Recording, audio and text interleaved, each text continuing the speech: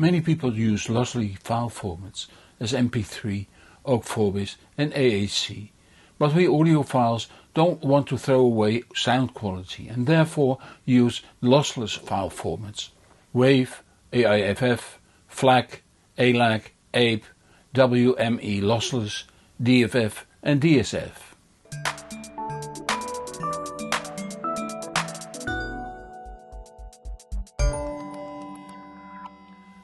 That's 8 lossless file formats that are in use today. So let's order them and start with the file formats for music recorded in PCM, like music on CDs. There are file formats that store the bits bit for bit. These are recognized by the WAV or AIFF extension. AIFF is sometimes abbreviated to AIF, and there are file formats that store the information compressed, comparable to zip compression for computer files.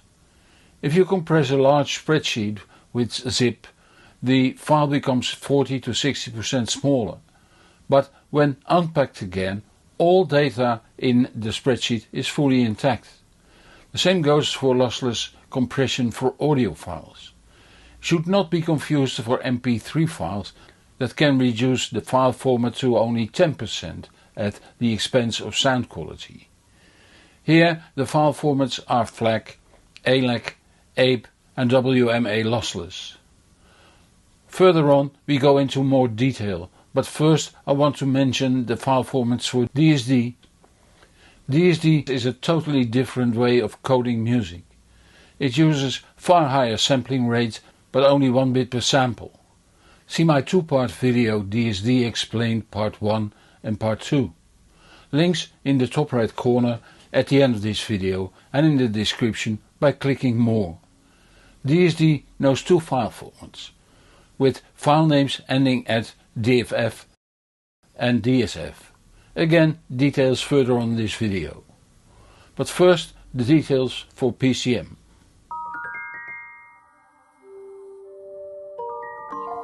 There are 2 formats that store the information bit by bit uncompressed. WAV with the WAV file extension and the less popular Apple Lossless with the AIFF extension. Back in the day, the AIFF extension was abbreviated in the MS-DOS world to AIF, since only a 3-character extension was allowed. AIFF stands for Audio Interchange File Format and found its origin in the Atari computer world from way back when. WAV and AIFF contain the same audio information and only differ in the way the bits are ordered. The one sends the most significant bit first, the other the least significant bit. I forgot which one does what. Both WAV and AIFF have rather limited metadata support. WAV even less than AIFF. Since there is no official standard, what metadata is supported depends on the software used to rip, edit and play. Provided the rendering device is designed well, there should be no difference in sound quality.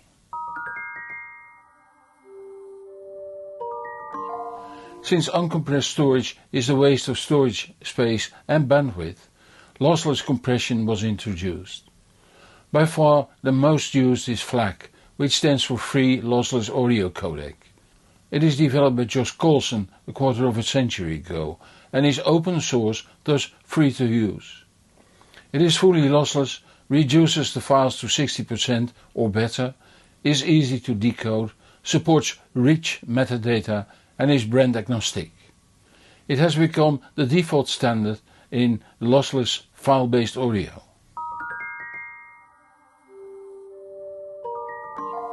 ALAC stands for Apple Lossless Audio Codec, therefore the compatibility with Apple hardware is perfect.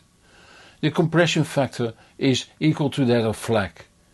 Being lossless, the sound quality is equal to that of FLAC.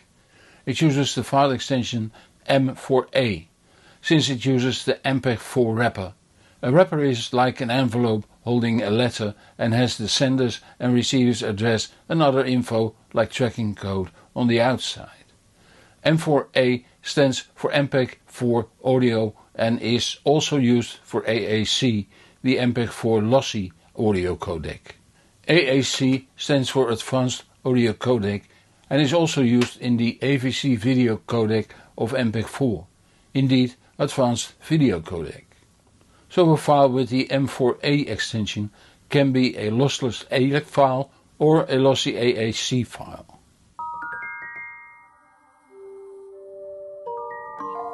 WMA Lossless is the Microsoft lossless codec, and like with M4A, there also is a lossy version with the same file extension. The compression factor of the lossless version is equal to that of FLAC and ALAC. On a Windows system, the metadata support is almost as good as FLAC, but the result on a non-Windows system, including network players, may vary.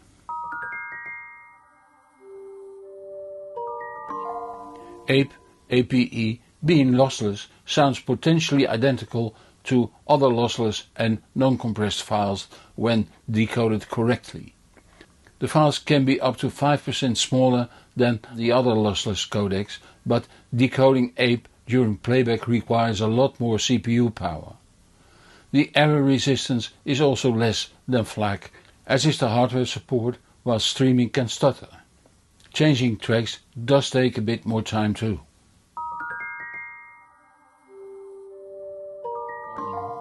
It is said that WAV sounds better than FLAC, so I have compared between both using my reference set 1A, the Air Acoustics AX520 amplifier that drives the PMC FAC12 6G loudspeaker on stack audio over 17 isolators and connected over AudioQuest Robinhood 0 loudspeaker cable.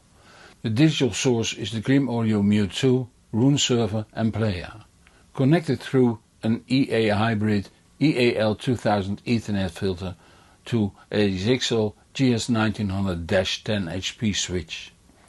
Also connected to the Zixel switch was the Zixel T56 modem/router, which was connected to a 1 gigabit ODiDo glass fiber internet connection via a Nokia media converter. The small green computer Sonic Transporter i7 CDR was also connected to the Zixel switch via a Cat6 patch cable and was running Roon server. To control Roon, I used an iPad Pro 2 running the Roon Remote app. A PSI AVAA active bass trap was used to counteract Roon modes. The equipment was placed in a Creative Trend 3-3 rack, and the Air amplifier and Grim player are placed on stack audio over equipment isolators. I freshly ripped CDs to both WAV and FLAC, made playlists with a mix of WAV and FLAC tracks, but was not able to hear the difference. I then made a playlist with the same tracks in WAV and followed up by FLAC, but I couldn't distinguish between them. But you can control some of the ears some of the time, but not a lot of ears all the time. The difference lies in the decoding, which requires some processing power. When sufficient processing power is present in the player and the power supply is well dimensioned and low noise, like my setup, there appears to be no audible difference between WAV and FLAC. It is therefore likely that low-end equipment will do FLAC files less good due to the FLAC decoding. But also high-end equipment designed poorly, especially audio designs, can suffer from this phenomenon.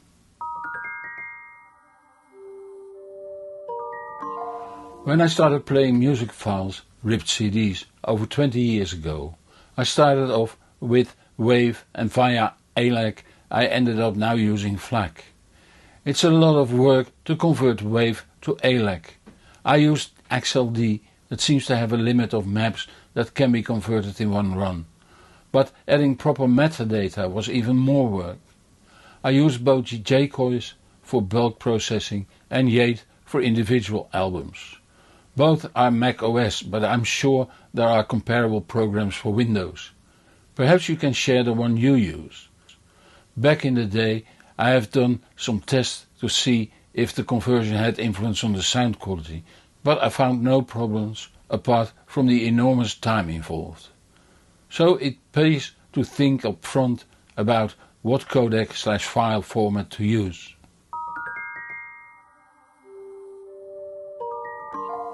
DSD, short for Direct Stream Digital, is a different way of digital recording and playback and is not compatible with PCM. DSD is used on Super Audio CDs while PCM is used on normal CDs. Nowadays, music players and streamers can both play PCM and DSD. SACDs are not easily ripped since they are heavily protected. But music recorded in DSD can be bought online. I have bought titles on nativedsd.com. DSD encoded music can be found in DFF and DSF files. DFF is an old studio format developed by Philips for their DSD recording and production system. It can contain a single track but also a complete album. But it can contain virtually no metadata. Tagging is difficult and there is no room for cover art. For tracks and albums you buy online, the DSF file format is used. It can contain full metadata, including cover art, can be easily tagged, although when bought online metadata is already present. Sound-wise there is no difference between DFF and DSF. Like with PCM, a wide range of sampling rates are available. The standard sampling rate is 64 times the sampling rate of CD. This is called DSD64. Higher sampling rates are DSD128 up to DSD1024.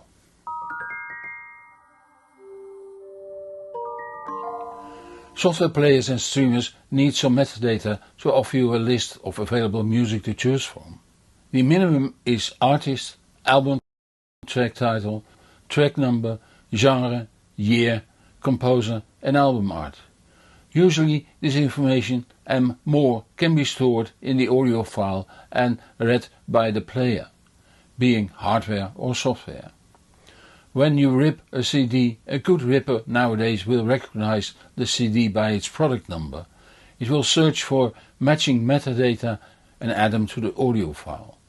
It will also find the cover art and add that to the folder the album is saved to using the name folder.jpg. Even if your player software stores the metadata in a separate database like Roon does, I have learned that at least the basic metadata in the audio files makes it more transportable. For instance, if you want to make a collection for use on a portable player in the car or when cycling. Therefore, I'm not a fan of WAV and DFF.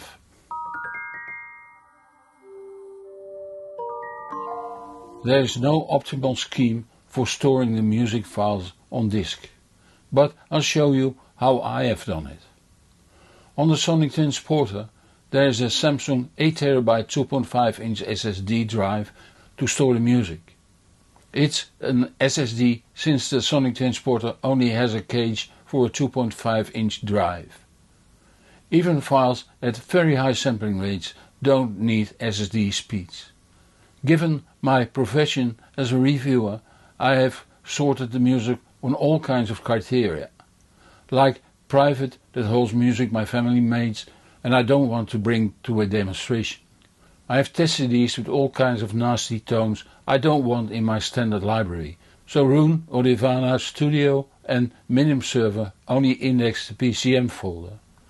A Crucial X9 4TB external SSD holds my DSD files and these are also indexed by Roon, Audiofana and Minim Server.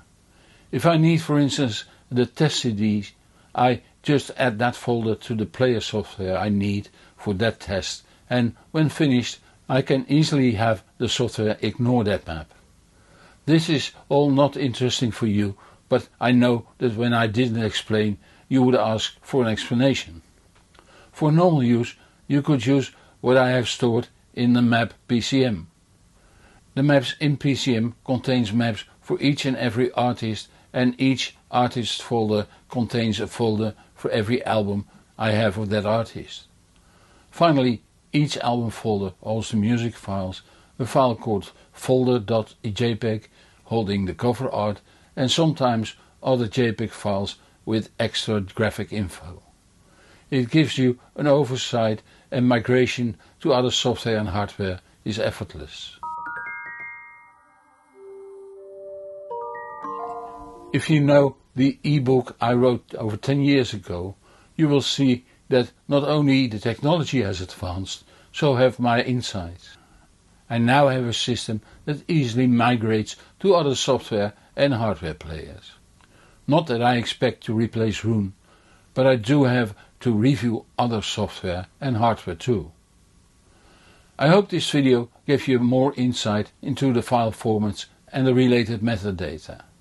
In the next video I take a look at the SendGrand GLD 1.0 digital transport as such, and when combined with the SendGrand DSD 1.0 Deluxe I reviewed in a previous video. And on that promise we come to the end of this program. The next one is due soon, so don't forget to subscribe or follow me on Patreon, Facebook, LinkedIn, Instagram or TikTok. Patreon and YouTube Premium members get early access and no ads. A huge thank you to everyone who supports this channel financially. It's great to see the increasing number of small donations. Please don't be shy. I appreciate every single euro, pound, dollar or equivalent you donate. You keep me independent and motivated. It's easy to contribute using the QR code on the screen or links in the description. I'm Hans Beekhuizen, thank you for watching, and whatever you do, enjoy the music.